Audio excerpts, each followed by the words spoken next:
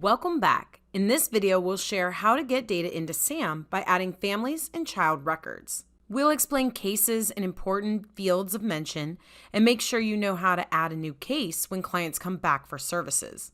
We'll conclude by linking records to show relationships. To add new records in SAM, use the Add forms found either on the home page or the landing page when you click on a specific tab. At its simplest, you can add a family by entering their name and pressing Submit. Of course, you'll likely want to include other pieces of information that you know about the family. In time, these forms can be customized to include information that you collect on intake forms. Anytime this record is accessed again, users will be taken to the cover page. When adding an adoptive family, child, birth parent, or foster family, you will also be opening the case table for that record. The case should be used as an umbrella where information about how your team services a client is tracked. There are a few important fields to make note of: case program or case type, case stage, and case navigation.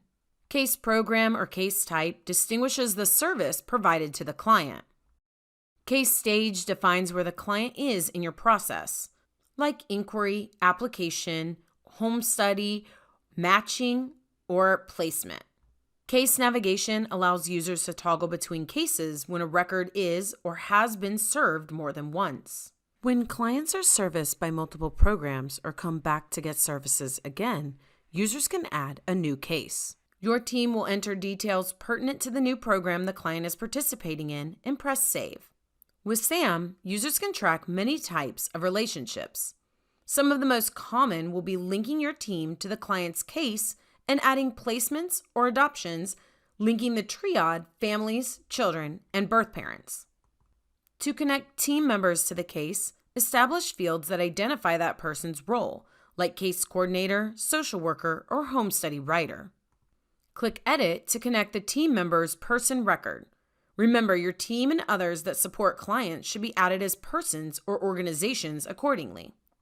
Sometimes, fields connected to persons or organizations are filtered, limiting the potential connections to relevant person records.